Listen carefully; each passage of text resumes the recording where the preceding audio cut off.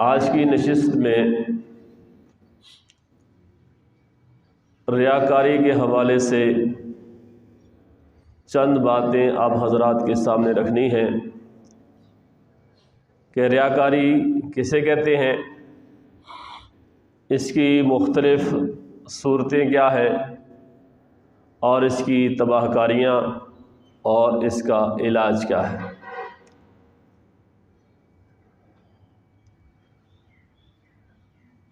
پہلے زمانے میں بھی ریاکاری ہوتی تھی،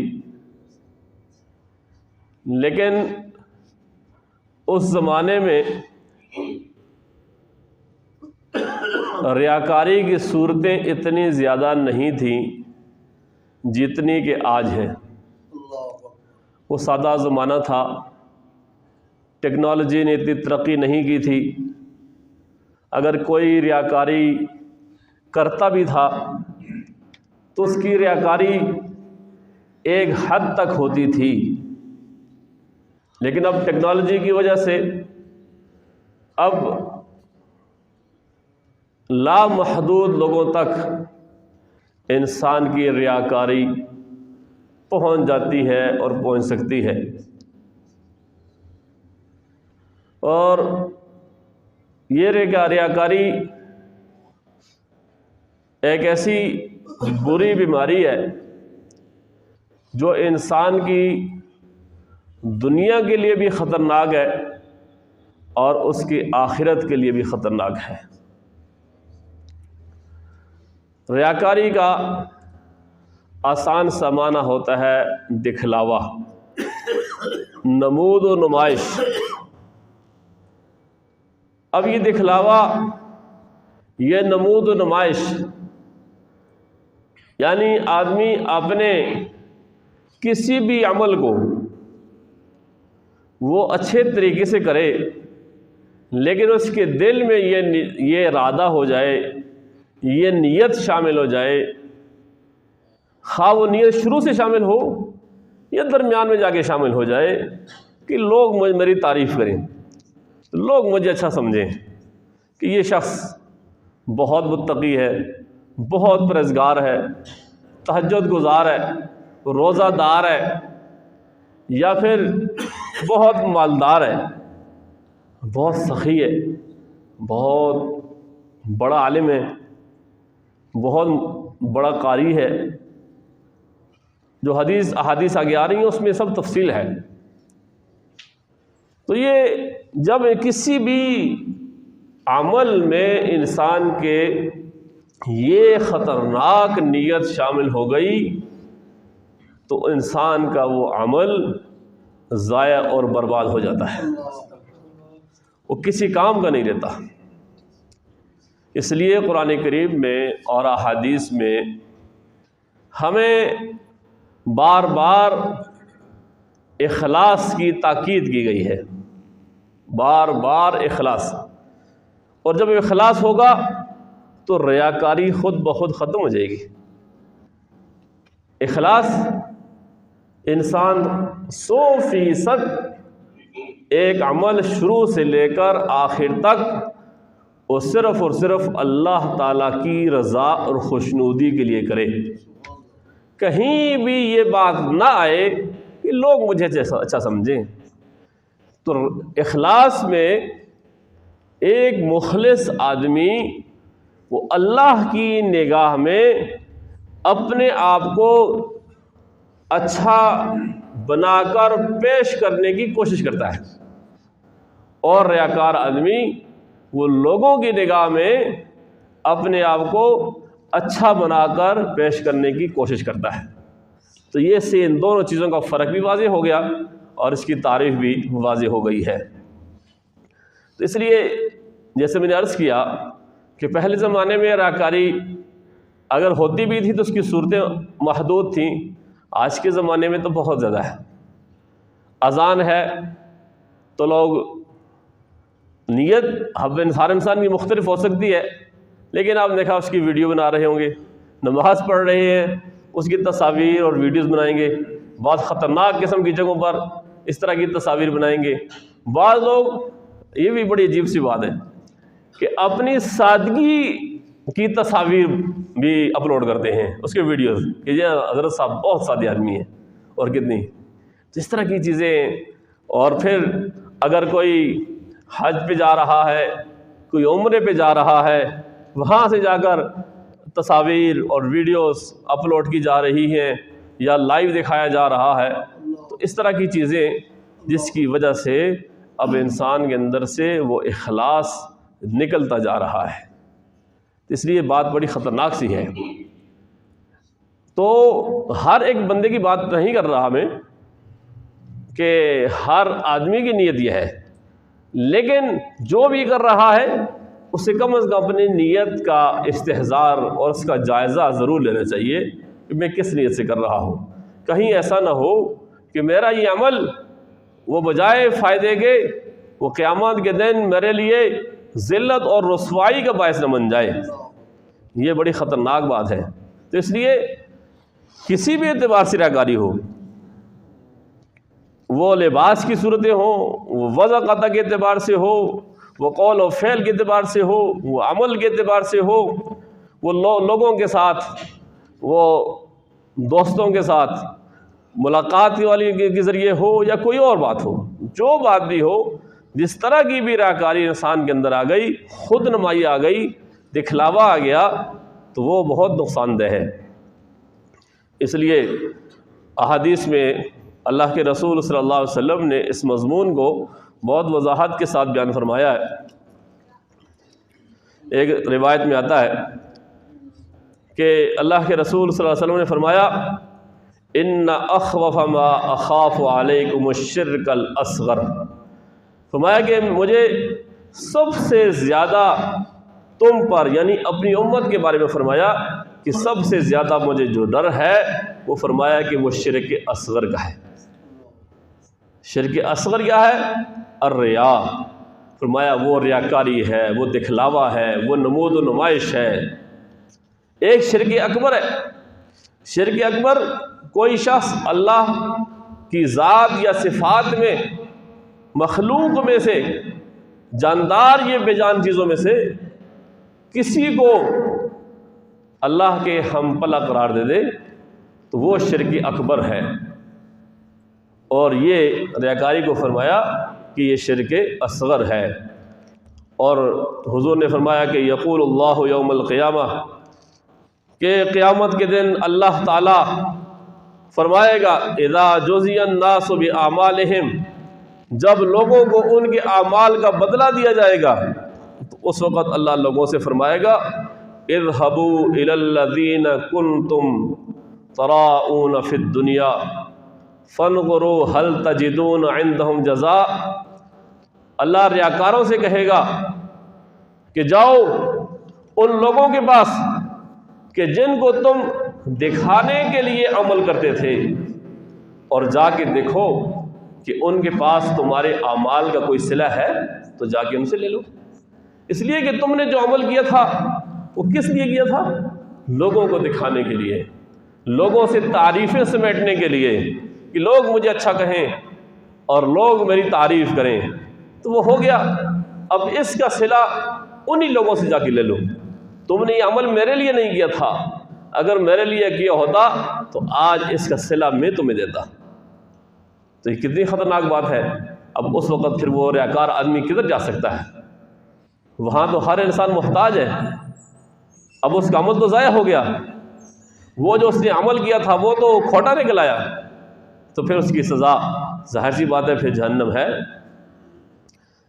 قرآن کریم کے اندر بھی اللہ جل شانہ نے منافقین کی یہ صفت بیان فرمائی ہے کہ ان المنافقین یخادعون اللہ وهو خادعهم، کہ منافق لوگ اللہ تعالیٰ سے چال بازیاں کرتے ہیں. اور وہ کس طرح کرتے ہیں؟ وَإِذَا قَامُوا إِلَى الصَّلَاةِ قَامُوا كُسَالَىٰ، جب نماز کے لیے کھڑے ہوتے ہیں تو بڑی مشکل سے سستی اور کاہلی کے ساتھ کھڑے ہوتے ہیں، دل نہیں کرتا. لیکن اپنے نفاق کو چھپانے کے لیے وہ نماز کے لیے بھی آتے تھے منافقین. نبی کریم صلی اللہ علیہ وسلم کے زمانے میں یراؤون الناس، وہ لوگوں کو دکھاتے ہیں ولا یذکرون اللہ الا قلیلا، اور اللہ کو صرف برائے نام یاد کرتے ہیں۔ بس یہ منافقین کی صفت ہے ریا، کہ لوگوں کو دکھا رہے تھے اپنا کفر چھپانے کے لیے۔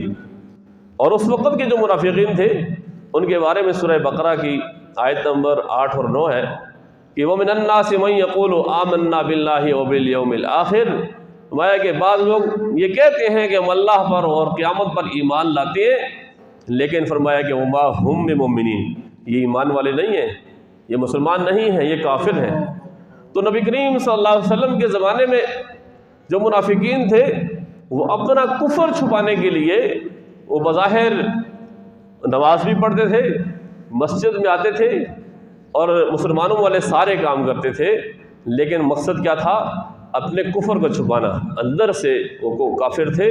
اس لیے اللہ نے بتا دیا کہ یہ مومن نہیں ہے، یخادعون اللہ والذین آمنوا، وہ ہے کہ یہ تو اللہ تعالیٰ کو اور ایمان والوں کو دھوکہ دیتے ہیں۔ وما یخدعون الا انفسهم وما یشعرون، لیکن دراصل یہ اپنے آپ کو دھوکہ دے رہے ہیں، اللہ کو تو کوئی دھوکہ نہیں دے سکتا، لیکن یہ سمجھتے نہیں ہیں۔ تو یہ منافقین کی ایک بڑی بنیادی صفت تھی ریاکاری، تو اس لیے اس سے بچنے کی ضرورت ہے۔ اور قرآن کریم میں اللہ جل شانہ نے سورہ نساء کی آیت نمبر 38 میں فرمایا کہ والذین ينفقون اموالهم رئاء الناس ولا يؤمنون باللہ ولا بالیوم الآخر، جو لوگ اپنا مال لوگوں کو دکھاوے کے لیے خرچ کرتے ہیں اور اللہ پر اور قیامت کے دن پر ایمان نہیں رکھتے، وَمَن يَكُنِ الشَّيْطَانُ لَهُ قَرِينًا فَسَاءَ قَرِينًا، فرمایا کہ جس کا ہم نشین اور ساتھی شیطان بن گیا تو یاد رکھو وہ بدترین ساتھی ہے، بہت برا ہے۔ وہ پھر جس کا دوست شیطان ہو گیا تو وہ پھر دوسرے آدمی کو وہ شیطان جہنم میں پہنچا کے چھوڑتا ہے، ایسا دوست ہے۔ تو گویا کہ ریاکار لوگوں کو شیطان کے ساتھی قرار دیا گیا ہے۔ یہ ریاکاری اتنی بری چیز ہے کہ جو آدمی مال خرچ کرتا ہے وہ اللہ کے راستے میں خرچ کر رہا ہو، مساجد مدارس پہ لگا رہا ہو یا لوگوں کی فلاح و بہبود پہ لگا رہا ہو، لیکن اس کا مقصد یہ ہو کہ لوگ یہ سمجھیں کہ یہ بہت بڑا مالدار آدمی ہے، بڑا سخی آدمی ہے، اس لیے اگر اس نے کیا تو اس کا عمل ضائع ہے، یہ باطل ہے، اس کے عمل کا کوئی فائدہ نہیں ہے، اور یہ آدمی شیطان کا ساتھی بن گیا۔ اور ایک اور روایت میں آتا ہے کہ اللہ کے رسول صلی اللہ علیہ وسلم نے فرمایا ما ذئبان جائعان ارسلا فی غنم بافسد لها من حرص المرء علی المال والشرف لدینہ، فرمایا کہ دو بھوکے بھیڑیے جنہیں بکریوں کے ریوڑ میں چھوڑ دیا جائے تو وہ اتنا نقصان نہیں پہنچائیں گے جتنا نقصان آدمی کے مال و اقتدار کی حرص اس کے دین کو پہنچاتی ہے۔ یعنی مال کی حرص اور جاہ و جلال کی حرص، اقتدار کی حرص، یہ انسان کے دین کو، یہ دو چیزیں ایسی ہیں کہ یہ ان دو بھیڑیوں سے بھی زیادہ نقصان دہ ہیں۔ جن دو بھیڑیوں کو وہ بھوکے بھیڑیے ہوں، بکریوں کے ریوڑ میں چھوڑ دیے جائے تو کتنی تباہی مچا دیتے ہیں، چیر پھاڑ کے رکھ دیتے ہیں، تباہی مچا دیتے ہیں۔ تو وہ فرمایا کہ یہ وہ دو بھوکے بھیڑیے اتنے نقصان دہ نہیں ہیں جتنا کسی آدمی کے لیے، اس کے دین کے لیے مال کی حرص اور اقتدار کی حرص جتنی زیادہ نقصان دہ ہے۔ تو ہم آج دیکھ سکتے ہیں اپنے گرد و پیش میں جن لوگوں کے اندر یہ مال کی حرص ہوتی ہے، مال کی حرص کی وجہ سے کرپشن بھی کرتے ہیں، چوریاں ڈکیتیاں بھی کرتے ہیں، لوگوں کا مال بھی ہڑپ کرتے ہیں، غصب بھی کرتے ہیں، قبضے بھی کرتے ہیں، یہ ساری کی ساری کیا ہے؟ یہ مال کی حرص ہے۔ اور اقتدار کے لیے ہو سکتا ہے کسی کی جان لے لیں، کسی کا نقصان کر دیں، کچھ بھی کر لیں۔ یہ خاص کر ہمارے ہاں یہ سیاسی پارٹیوں میں تو یہ چیز بہت زیادہ ہے۔ آپ دیکھتے ہیں مخالف امیدوار قتل ہو گیا، یہ ہو گیا، فلاں جگہ یہ ہو گیا، یہ سب چیزیں اقتدار کی حرص ہے۔ تو وہ جس انسان نے خدا نہ خواستہ کسی کا اس طرح کا نقصان کر دیا جانی مالی، وہ تو تباہ ہو گیا، اس کی تو آخرت بھی گئی، اس کی دنیا بھی ضائع ہو گئی۔ تو یہ کتنی خطرناک باتیں ہیں۔ فرمایا کہ 2 بھوکے بھیڑیوں سے بھی زیادہ خطرناک انسان کے اندر مال کی حرص ہے، اقتدار کی حرص ہے، اور یہ بھی اصل میں یہ ریاکاری ہوتی ہے۔ اور پھر اللہ کے نبی صلی اللہ علیہ وسلم نے ایک تیسری حدیث میں فرمایا، حدیث قدسی ہے، فرمایا کہ قال اللہ تبارک و تعالی، اللہ تعالیٰ فرماتا ہے انا اغنى الشرکاء یعنی شرک، فرمایا کہ میں باقی شریکوں کی بنسبت زیادہ بے پرواہ ہوں، مجھے کسی کی پرواہ نہیں ہے۔ من عمل عملا اشرک فیہ معی غیری ترکتہ وشرکہ، جس نے کوئی ایسا عمل کیا جس عمل میں اس نے میرے ساتھ میرے علاوہ کسی اور کو بھی شریک کیا، یہ نیت کر لی کہ نماز اس لیے پڑھ رہا ہوں، لمبی نماز پڑھ رہا ہے، یا دل میں خیال آ گیا لوگ ہیں بڑا پکا نمازی ہے، بعض لوگ تہجد پڑھتے ہیں، صبح آ کے لوگوں کو بتاتے ہیں کہ آج رات یوں ہوا، اشارے کے نائب بعض اوقات کہہ دیتے ہیں، یا روزہ رکھا ہوا ہے اس کا اور تیرا معاملہ ہے اللہ کا، لیکن لوگوں کو بتا دیا۔ اس طرح کے بھی کہیں بھی اس طرح کی بات آ گئی تو فرمایا کہ اللہ کہتا ہے کہ میں بے پرواہ ہوں، مجھے اس کی عمل کی کوئی ضرورت نہیں ہے، میں اس کو اور اس کے عمل کو پھر چھوڑ دیتا ہوں، اس کا کوئی بدلہ کوئی صلہ اللہ کی بارگاہ میں انسان نہیں پا سکتا۔ اور ایک اور روایت میں آتا ہے کہ اللہ کے رسول صلی اللہ علیہ وسلم نے فرمایا کہ اذا جمع اللہ الناس یوم القیامت لیوم لا ریب فیہ، جب اللہ تعالیٰ قیامت کے دن لوگوں کو جمع کرے گا، اور یہ قیامت کا دن ایسا ہے کہ جس کے آنے میں کوئی شک و شبہ نہیں، نادا منادن، ایک پکارنے والا، ایک آواز دینے والا آواز دے گا، من کان اشرک فی عمل عملہ للہ احدا فلیطلب ثوابہ من عند غیر اللہ، فرمایا کہ جس آدمی نے بھی اللہ کے واسطے کوئی کام کیا ہو اور اس کام میں کسی کو شریک کر لیا ہو، عمل تو اللہ کے لیے کیا ہے لیکن ساتھ یہ نیت بیچ بھی ہو گئی کہ لوگ مجھے سمجھے کہ یہ بڑا اچھا آدمی ہے، تو فرمایا کہ وہ جس غیر کو اس نے شریک کیا تھا اسی سے اپنے عمل کا ثواب مانگ لے۔ فإن اللہ اغنى الشرکاء عن الشرک، کیونکہ اللہ تعالیٰ شرک سے تو کلی طور پر بے نیاز ہے، بے پرواہ ہے، اسے شرک والا عمل قبول نہیں ہے، شرک والے عمل کو کبھی بھی اللہ قبول نہیں کرتا۔ اتنی زیادہ غیرت ہے اللہ جل شانہ میں، کہیں بھی دل میں شائبہ پیدا ہو گیا تو بس انسان کا وہ عمل ضائع ہو گیا۔ اور ایک بار روایت میں آتا ہے کہ اگر کسی نے ریاکاری کی خاطر علم حاصل کیا تو حضور نے فرمایا کہ من طلب العلم لیجاری بہ العلماء، جس آدمی نے علم اس لیے حاصل کیا کہ اس کے ذریعے سے علماء سے مقابلہ کرے۔ آج کل بعض لوگ ایسا کرتے ہیں، کہیں یوٹیوب سے کوئی کلپ سن لیا کسی کا، کہیں دیکھ لیا پڑھ لیا تو آگے پھر علماء سے بحث کرنا شروع کر دیتے ہیں۔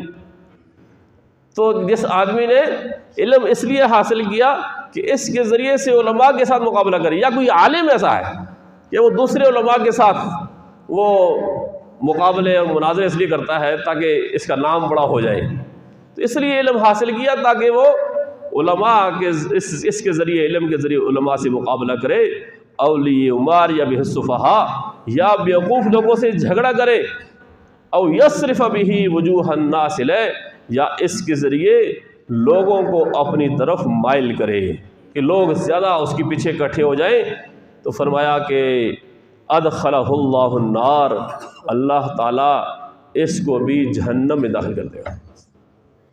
کتنی خطرناک بات ہے۔ تو یہ بار بار بتایا مختلف احادیث میں کہ ریاکاری بہت خطرناک بیماری ہے، انسان کا سب کچھ ضائع ہے۔ اور ایک اور روایت میں اللہ کے رسول صلی اللہ علیہ وسلم نے اس ریاکاری کو دجال کے فتنے سے بھی زیادہ خطرناک قرار دیا۔ حضور نے فرمایا، حضرت ابو سعید خدری رضی اللہ تعالیٰ عنہ کی روایت ہے، وہ کہتے ہیں کہ نبی کریم صلی اللہ علیہ وسلم ہمارے پاس ایک دن تشریف لائے، ہم مسیح دجال کا تذکرہ کر رہے تھے، تو حضور نے جب یہ بات سنی تو حضور نے فرمایا کہ الا اخبرکم بما هو اخوف علیکم عندی من المسیح الدجال، فرمایا کہ کیا میں تم کو ایسی چیز کے بارے میں نہ بتاؤں جو میرے نزدیک دجال سے بھی زیادہ خطرناک ہے؟ قالا، وہ کہتے ہیں قلنا بلا، ہم نے کہا کہ یا رسول اللہ بتائیے، عرض کیا آپ بتائیے کیوں نہیں؟ فقالا، تو حضور نے فرمایا الشرک الخفی، فرمایا کہ وہ شرک خفی ہے، دجال سے بھی زیادہ خطرناک وہ شرک خفی ہے، پوشیدہ شرک ہے۔ پوشیدہ شرک کیا ہے؟ فرمایا کہ ان یقوم الرجل یصلی فیزین صلاتہ لما یرا من نظر رجل، فرمایا کہ آدمی اپنی نماز کو اس وجہ سے خوبصورتی سے پڑھتا ہے، خشوع خضوع کے ساتھ نماز ادا کرتا ہے کہ کوئی آدمی اسے دیکھ رہا ہے، کوئی آدمی اسے دیکھ رہا ہے، اور دیکھنے والا سمجھے کہ ماشاءاللہ کتنی خوبصورت نماز پڑھ رہا ہے، کتنے خشوع خضوع کے ساتھ نماز ادا کر رہا ہے۔ تو یہ فرمایا کہ یہ شرک خفی ہے، یہ پوشیدہ شرک ہے۔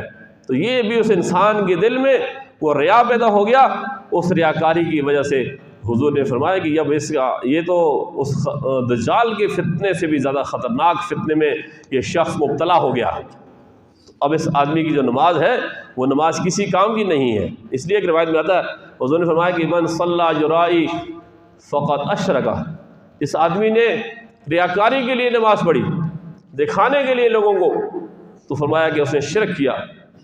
اس آدمی نے دکھلانے کے لیے کسی کو، اپنی تعریفیں سمیٹنے کے لیے روزہ رکھا، اس نے شرک کیا۔ تو یہ شرک ہے، یہ عمل اللہ کی بارگاہ میں قبول نہیں ہے۔ اور ایک روایت میں آتا ہے کہ حضور نے فرمایا من سمع اللہ بہ، جو آدمی شہرت کی وجہ سے کوئی کام کرے، شہرت کا طالب ہو، تو اللہ تعالیٰ اس کو مشہور کر دے گا۔ ومن یرائی اللہ بہ، اور جو آدمی لوگوں کو دکھانے کے لیے کوئی عمل کرے گا تو اللہ تعالیٰ قیامت کے دن سب لوگوں کو دکھلا دے گا، لیکن اس کے علاوہ اس کے لیے کوئی اجر و ثواب نہیں ہے۔ اس پھر کیا ملے گا؟ تو پھر حضور نے فرمایا کہ من لبس ثوب شہرت فی الدنیا، جس آدمی نے دنیا میں شہرت کا لباس پہنا، مشہور ہونے کے لیے کوئی بھی کام کیا، یہاں تو لباس کا لفظ معلوم ہوا، لیکن محدثین فرماتے ہیں کہ اس سے مراد یہ ہے کہ ایسا کوئی کام کیا جس کی وجہ سے وہ شہرت کا طالب ہو، کہ دنیا میں میری مشہوری ہو جائے، تو فرمایا کہ البسہ اللہ ثوب مذلۃ یوم القیامہ، اللہ تعالیٰ قیامت کے دن اسے ذلت کا لباس پہنائے گا، اور ثم الہب فیہ نارا، پھر اس میں آگ بھڑکائے گا۔ تو یہ کتنی خطرناک بات ہے۔ اور ایک تو بڑی طویل حدیث ہے، بہت لمبی حدیث ہے، اب اس کے وقت کم ہے، میں صرف اس کا ترجمہ آپ کے سامنے رکھتا ہوں، عربی الفاظ کو چھوڑتے ہوئے، اور مشہور بھی ہے کہ حضرت ابو ہریرہ رضی اللہ تعالی عنہ سے ایک دفعہ یہ عرض کیا کسی نے کہ آپ ہمارے سامنے وہ حدیث بیان کیجئے جو اللہ کے رسول صلی اللہ علیہ وسلم سے آپ نے سنی ہے، آپ صلی اللہ علیہ وسلم سے براہ راست آپ نے سنی ہے، تو فرمایا کہ وہ والی حدیث ہمیں بیان کیجئے۔ تو حضرت ابو ہریرہ رضی اللہ تعالی عنہ نے فرمایا کہ ٹھیک ہے، یقیناً میں تم سے ایک ایسی حدیث بیان کروں گا جسے مجھ سے اللہ کے رسول صلی اللہ علیہ وسلم نے بیان کیا ہے، اور میں نے اچھی طرح جانا اور سمجھا ہے۔ وہ حدیث اتنی حضرت ابو ہریرہ پر ایک کیفیت سے طاری ہو گئی، تو حضرت ابو ہریرہ نے زور کی چیخ ماری، ابھی حدیث بیان نہیں کی، زور کی چیخ ماری اور بے ہوش ہو گئے۔ ثم نشغ ابو ہریرہ نشغتن کے الفاظ ہیں کہ زور کی چیخ ماری، بے ہوش ہو گئے۔ تھوڑی دیر کے بعد جب افاقہ ہوا تو پھر فرمایا کہ میں تم سے وہ حدیث بیان کرتا ہوں جسے اللہ کے رسول صلی اللہ علیہ وسلم نے مجھ سے اسی گھر میں بیان کیا تھا جہاں میرے سوا کوئی نہیں تھا۔ پھر دوبارہ ابو ہریرہ رضی اللہ تعالیٰ عنہ نے چیخ ماری اور بے ہوش ہو گئے۔ پھر جب ان کو تھوڑی دیر کے بعد افاقہ ہوا، اپنے چہرے کو صاف کیا اور پھر یہ فرمایا کہ میں تم سے وہ حدیث بیان کروں گا جسے اللہ کے رسول صلی اللہ علیہ وسلم نے مجھ سے بیان کیا، اور اس گھر میں میرے علاوہ اور حضور کے علاوہ کوئی نہیں تھا۔ پھر ابو ہریرہ نے زور کی چیخ ماری اور بے ہوش ہو کر منہ کے بل زمین پر گر پڑے۔ میں نے بڑی دیر تک انہیں، وہ صحابی کہتے ہیں کہ اپنا سہارا دیے رکھا۔ جب یہ فقہ ہوا تو فرمایا کہ رسول اللہ صلی اللہ علیہ وسلم نے مجھ سے یہ حدیث بیان کی ہے، کیا کہ ان اللہ تبارک و تعالی اذا کان یوم القیامت ینظر الی العباد لیقضی بینہم، فرمایا کہ قیامت کے دن جب اللہ تعالی بندوں کی طرف نزول فرمائے گا تاکہ لوگوں کے درمیان ان کے اعمال کا جو دنیا میں انہوں نے کیے ان کا فیصلہ کرے، وَكُلُّ أُمَّةٍ جَاثِيَةٍ، ہر امت گھٹنوں کے بل وہ پڑی ہوگی، تو اس وقت کیا ہوگا؟ تو پھر فَأَوَّلُ مَن يَدْعُو بِهِ، سب سے پہلا شخص جسے بلایا جائے گا فیصلے کے لیے، سب لوگ یعنی گویا کہ میدان محشر لگا ہوا ہے، اس وقت سب سے پہلے جیسے بلایا جائے گا تو فرمایا کہ رجل جمع القرآن، وہ شخص جس نے قرآن کو جمع کیا، جس نے قرآن کو یاد کیا، قرآن کو حفظ کیا۔ پھر ورجل قتل فی سبیل اللہ، وہ دوسرا وہ شہید ہوگا جو اللہ کے راستے میں قتل ہو گیا۔ تیسرا ورجل کثیر المال، تیسرا مالدار آدمی ہوگا۔ پھر اللہ تعالیٰ جو سب سے پہلے، یہ مختصر پھر تفصیل بیان کی کہ اللہ تعالیٰ حافظ قرآن سے کہے گا کیا میں نے تجھے اپنے رسول پر نازل کردہ کتاب کی تعلیم نہیں دی تھی؟ وہ کہے گا یقیناً اے میرے رب۔ اللہ تعالیٰ فرمائے گا جو علم تجھے سکھایا گیا اس کے مطابق تو نے کیا عمل کیا؟ وہ کہے گا میں اس قرآن کے ذریعے راتوں اور دنوں کو تیری عبادت کرتا تھا۔ اللہ تعالیٰ فرمائے گا تو نے جھوٹ کہا ہے، اور فرشتے بھی اس سے کہیں گے تو نے جھوٹ بولا۔ پھر اللہ تعالیٰ کہے گا کہ تیرا مقصد یہ تھا کہ لوگ تجھے قاری کہیں، سو تجھے کہہ دیا گیا دنیا میں، لوگوں نے تیری تعریف کر دی، اب کچھ بھی نہیں۔ دوسرا شخص فرمایا کہ پھر مالدار آدمی کو لایا جائے گا اور اللہ تعالیٰ سے پوچھے گا کیا میں نے تجھے ہر چیز کی نعمت اور وسعت نہیں دی تھی، یہاں تک کہ تجھے کسی کا محتاج بھی نہیں چھوڑا، میں نے ہر چیز تجھے دی ہے؟ وہ عرض کرے گا یقیناً میرے رب۔ اللہ تعالیٰ فرمائے گا میں نے جو تجھے جو چیزیں دی تھیں اس میں تو نے کیا عمل کیا؟ وہ کہے گا صلہ رحمی کرتا تھا، رشتہ داروں پہ خرچ کرتا تھا، صدقہ خیرات کرتا تھا۔ اللہ فرمائے گا تو نے جھوٹ کہا ہے، اور فرشتے بھی اسے جھٹلائیں گے۔ پھر اللہ تعالیٰ فرمائے گا تم یہ چاہتے تھے کہ تمہیں سخی کہا جائے، سو تمہیں دنیا میں سخی کہہ دیا گیا، یعنی تمہارا معاملہ ادھر ختم ہو گیا، تم نے وہ اس کا صلہ لے لیا۔ پھر اس کے بعد تیسرا شخص ہے شہید، اسے پیش کیا جائے گا اللہ کے سامنے۔ اللہ تعالیٰ اس سے پوچھے گا تجھے کس لیے قتل کیا گیا، تو کیوں قتل ہوا؟ وہ عرض کرے گا مجھے تیری راہ میں جہاد کا حکم دیا گیا، چنانچہ میں نے جہاد کیا یہاں تک کہ شہید ہو گیا۔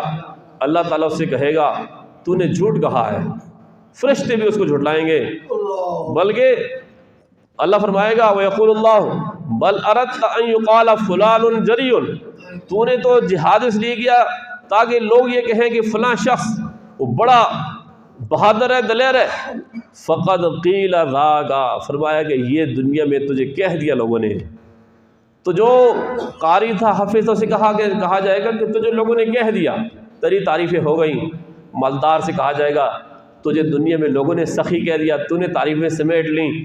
جو یہ شہید ہے اسے بھی کہا جائے گا تو چاہتا تھا کہ لوگ تجھے جرت مند کہیں، دلیر کہیں، بہادر کہیں، وہ دنیا میں کہہ دیا گیا، یہ تمہارا جو مقصد تھا پورا ہو گیا۔ تو اب حضرت ابو ہریرہ رضی اللہ تعالیٰ عنہ نے اس حدیث کے آخر میں فرمایا ثم غرب رسول اللہ صلی اللہ علیہ وسلم علی رکبتی، پھر حضور نے فرمایا کہ میرے زانو پر اپنا ہاتھ مار کر فرمایا کہ یا ابا ہریرہ، اے ابو ہریرہ، اولئک ثلاثۃ، یہی تین لوگ ہیں، اول خلق اللہ تعالیٰ کی مخلوق میں سے، یعنی قیامت کے دن محشر میں جب حساب کتاب ہوگا تو فرمایا کہ یہی تین لوگ ہیں۔ سب سے پہلے تو سعروا بہم النار یوم القیامہ، کہ قیامت کے دن جہنم کی آگ ان سے بھڑکائی جائے گی۔ سب سے پہلے گویا کہ ان کو جہنم میں ڈالا جائے گا۔ اور کیوں ڈالا جائے گا؟ حالانکہ ان کا عمل تو بہت اچھا تھا، ایک نے تو قرآن یاد کیا تھا، اور دوسرے نے اپنا مال خرچ کرتا رہا زندگی میں، تیسرے نے اپنی جان لگا دی، تن من دھن لگایا۔ تو پھر کیوں؟ اس لیے کہ انہوں نے جو عمل بھی کیا تھا وہ لوگوں کو دکھلانے کے لیے کیا تھا، اللہ کی رضا، اللہ کی خوشنودی حاصل کرنے کے لیے نہیں کیا تھا۔ ورنہ قرآن یاد کرنا کوئی چھوٹا عمل ہے؟ جو آدمی پیسے لگاتا ہے یہ چھوٹا عمل ہے؟ جس آدمی نے اپنی جان کی بازی لگا دی چھوٹا عمل ہے؟ نہیں، یہ بہت بڑے عمل ہے۔ لیکن یاد رکھو، عمل خود اپنی ذات میں کبھی بھی بڑا نہیں ہوتا۔ عمل کو جو بڑا بناتا ہے، عمل کو جو عظیم بناتا ہے، وہ انسان کا اخلاص ہے۔ اگر اخلاص ہو تو چھوٹا سا عمل بھی بہت بڑا ہو جاتا ہے، اور بہت بڑا عمل بھی ہو اگر اس میں اخلاص نہیں ہے وہ بہت چھوٹا عمل ہے، بلکہ وہ کچھ بھی نہیں ہے، اس کی کوئی بھی حیثیت نہیں ہے۔ تو اس لیے جتنے بھی ہم اعمال کرتے ہیں وہ اعمال صرف اور صرف اللہ کی رضا کے لیے کریں۔ پیسہ خرچ کرنا ہے تو اللہ کی رضا کے لیے، اس لیے تو فرمایا کہ ایک ہاتھ سے دو دوسرے ہاتھ کو پتہ بھی نہ چلے۔ اس لیے بعض بزرگوں کے بارے میں آتا ہے کہ وہ دائیں ہاتھ سے دیتے تھے اور دوسرے ہاتھ کو پیچھے رکھتے تھے، چھپاتے تھے، تاکہ اس کو بھی نہ پتہ چلے۔ مطلب یہ ہے اس کا، یہ اخلاص سے دے رہا ہے۔ اگر نماز پڑھ رہے ہیں، تہجد پڑھ رہے ہیں، روزے رکھ رہے ہیں، نوافل ادا کر رہے ہیں، اللہ کے لیے کریں۔ اور جہاد میں جا رہے ہیں اللہ کے لیے، کوئی اور نیک عمل ہے اللہ کے لیے، کوئی مسجد بنا رہے ہیں، کہیں لوگوں کی فلاح و بہبود میں پیسہ خرچ کر رہے ہیں، اللہ کے لیے کریں۔ اور پھر خاص کر یہ جو آج کل جیسے لوگ حج عمرے پہ جاتے ہیں اور وہاں سے بھی اس کی تصاویر اور ویڈیوز بنا بنا کے، تو کہیں ایسا نہ ہو کہ دل میں یہ بات آ جائے کہ لوگ مجھے سمجھیں، آ گئی اس حج عمرے کا کوئی فائدہ نہیں ہے، چاہے آپ نے لاکھوں روپے لگائیں، کوئی اس کا اجر و ثواب نہیں ہے۔ ورنہ تو حج عمرہ کرنے سے انسان پاک و صاف ہو جاتا ہے، گناہ اس کے معاف ہو جاتی ہے۔ تو یہ ریاکاری بہت خطرناک قسم کی بیماری ہے۔ اب یہ ریاکاری کا علاج کیا ہے؟ کیسے اس سے انسان بچ سکتا ہے؟ تو یاد رکھیں، ریاکاری سے بچنے کا سب سے جو بڑا نسخہ ہے وہ یہ ہے کہ انسان اللہ والوں کے ساتھ مخلص لوگوں کی صحبت اختیار کرے، علماء کے پاس بیٹھے، تاکہ اسے پتہ چلے کہ میرے اندر یہ بیماری تو نہیں ہے۔ آج کل بہت سے لوگ علماء کے پاس نہیں بیٹھتے، جب کوئی طلاق کا مسئلہ ہو جائے تو آ جاتے، ورنہ زندگی بھر کوئی مسئلہ نہیں پوچھتے۔ تو علماء کی صحبت، نیک لوگوں کی صحبت اختیار کرنا، ان کی نشست و برخاست میں ان کے ساتھ شریک ہونا، اس کی وجہ سے انسان کے اندر اخلاص پیدا ہوگا۔ تو اخلاص مخلص لوگوں کے ساتھ بیٹھنے سے پیدا ہوگا۔ اور ساتھ ساتھ یہ ہے کہ انسان جب بھی کوئی عمل کرے تو اس کے دل میں یہ بات ہو کہ میں نے تو اپنی طرف سے کوشش کی ہے، وہ خواہ روزہ رکھا، خواہ نماز پڑھی، حج عمرہ کیا، کوئی اللہ کے راستے میں خرچ کیا، تو بس وہ کہے کہ یہ میری ایک حقیر سی کوشش ہے، امید تو رکھتا ہوں، لیکن کیا پتہ ہے کہ اللہ تعالیٰ قبول کرتا ہے یا نہیں کرتا۔ یہ نہیں کہ بس یہ ہو گیا، نہیں، یہ والا انسان کے دل میں خوف ہو کہیں میرا یہ عمل اللہ کی بارگاہ میں رد نہ ہو جائے، یہ مردود نہ ہو جائے۔ یہ ڈر اگر ہوگا تو پھر انسان کے دل میں ریاکاری نہیں ہوگی۔ اللہ والوں کے ساتھ بیٹھے گا پھر انسان کے دل میں ریاکاری نہیں آئی، مخلص لوگوں کے ساتھ بیٹھے گا تو پھر ریاکاری نہیں، پھر اخلاص پیدا ہوگا۔ تو اللہ تعالیٰ ہمیں سمجھ کر عمل کرنے کی توفیق نصیب فرمائے۔ وآخر دعوانا ان الحمد للہ رب العالمین۔